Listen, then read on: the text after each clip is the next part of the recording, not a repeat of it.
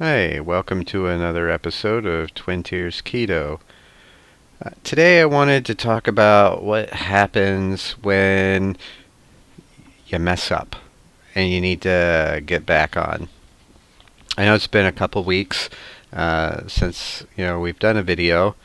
In that time, I've done a bit of traveling and had some good times, and made some choices that I probably shouldn't have. And so, working on getting back. So, the first thing I wanted to talk about was what actually happens when you cheat, or when you eat something that, you probably shouldn't have. It may be intentional, it may not be. There's a lot of things that are hidden in the foods that we get that we just don't know about, that can affect us in different ways. So, what happens can vary depending on what it was that you ate. It can have a couple different adverse effects depending on the food. There are certain artificial sweeteners, for example, that can cause your insulin levels to go up, which then cause your blood sugars to come down. When that happens, though, with insulin levels high, your body can't produce ketones, so you can't use fat for fuel, but you can't use the sugar for fuel because the insulin's so high, your blood sugar is dropping. At that point, your body's starving and you go into what feels like a low blood sugar attack. Uh, the other kind of adverse effect is if there's more carbs than you expected, and your blood sugars start to rise. In that case, your blood sugars rise, your insulin levels rise. If you're insulin resistant, like I am, then the insulin levels rise way, way high. Right? Your body overproduces insulin. So, again, the result is your body can't use fat for fuel anymore when the insulin levels are high. And depending on how many carbs you actually eat that go over, that can affect you for days. Okay? Your liver will accumulate the extra sugar in the form of glucagon.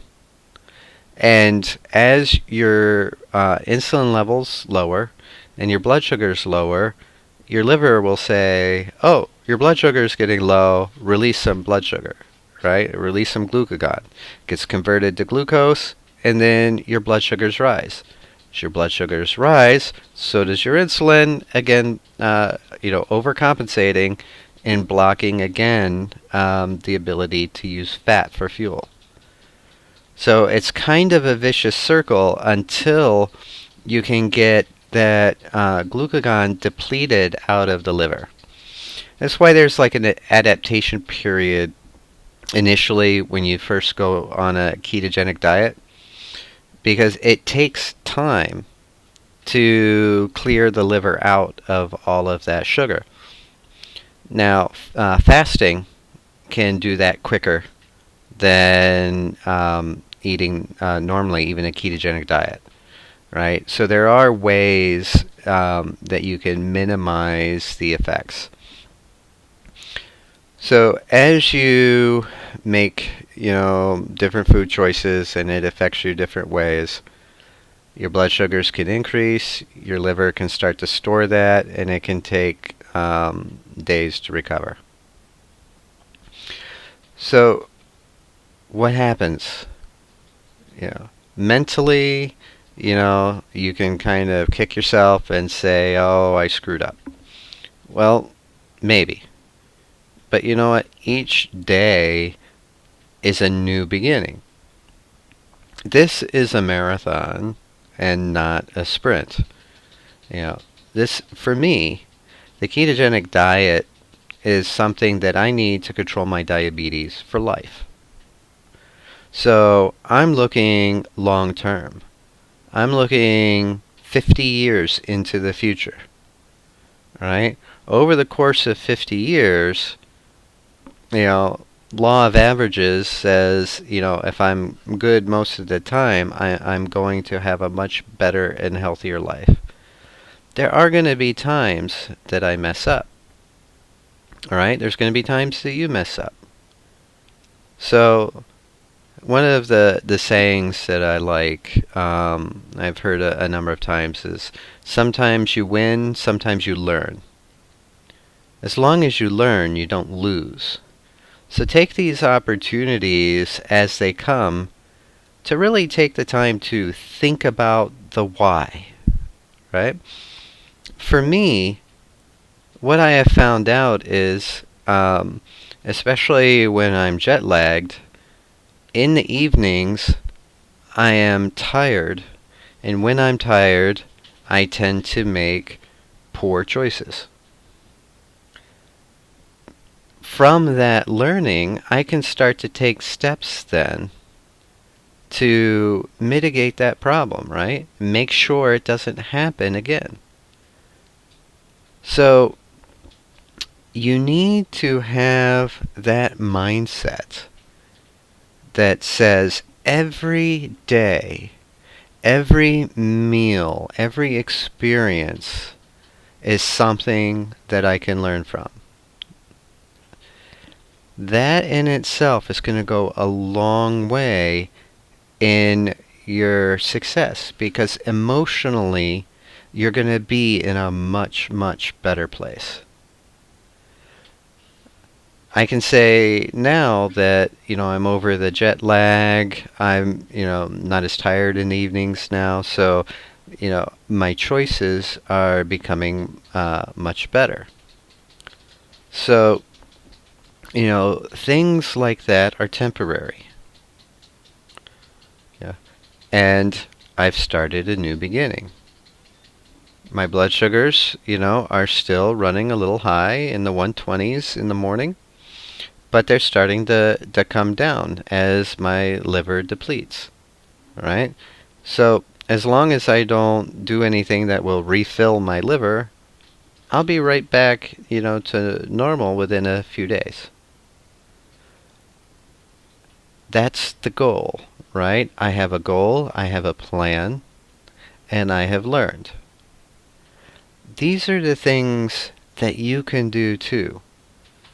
But it's important that you take the time to really think about things. Understand the motivations behind what you do and the choices that you make. Write things down. It helped me early on sometimes to have just a little notebook with me. And if we were out somewhere and we were eating, I could write down what I ordered to eat, but also write down why I ordered it. What was going on in my head at the time? Was I feeling sorry for myself? Was I feeling, that I was really craving something? Did I crave just a lot of volume of food? These are the kinds of things that go through my mind sometimes. And even if I'm not hungry, there's still that sense of emotional need and emotional satisfaction that I'm looking for sometimes when it comes to meals. And so I have to be very careful. That's another learning that I have made over the course, of this time, this, year and a half or more that I've been ketogenic. The more I examine why I eat, why I eat what I eat, why I am craving certain foods, the more I'm able to take a step back and either find something ketogenic to replace what I'm craving, or be able to make a decision and say, I'm not really hungry, I'm looking for satisfaction. Let me find that satisfaction somewhere else, some other way. Satisfaction doesn't have to come from food. Now, that's, all fine and good to say, but it is true that, a majority of the serotonin, the feel-good hormones that your body creates are not created in your brain. They're created in your stomach. And so we do have, as part of our biology, this feedback mechanism that as we eat, it makes us feel good. And when we feel good, we want to repeat that sensation. And we often want to repeat it more and more, especially those of us that have addictive type personalities. So, there is a biological component here, of that desire for satisfaction because it's been there as part of us and part of our biology for a long, long time. All right? But that's something, once you understand it, you can start to frame your decisions better. So, if I could have you do just one thing, if you could keep a little notebook, could be on your phone, could be, an actual paper notebook, but when you eat, write down what you choose to eat, how much you choose to eat, but in particular the why you chose to eat it. What satisfaction were you looking to get, but also what satisfaction did you get out of it? The more you understand these things about yourself, the better decisions you will make in the long run. Now, when I say that, I'm saying that in a statistical point of view. The majority of the time, you will make better decisions, right? But we don't always make logical decisions, right? Sometimes we make emotional decisions. Sometimes, we just go with whatever, right? We're just too tired to think about it. And I get it. I'm the same way. I also have, certain trigger foods, that, I have to be careful of and I know of. And sometimes I will choose those anyways, right? But I do that knowing. I make an informed decision. I know exactly what that's going to do to me. I know what it's going to do to my blood sugar. I know what it's going to do to my insulin. And most of the time, I will choose to say no. You can too. But it starts with understanding your why. Why are you making the choices that you're making? I hope that helps you out in some small way. I hope you can take that and run with it. I hope that you can learn more about who you are and take that and use it to grow. This is Chris Taylor with another episode of Twin Tiers Keto. Thanks for watching.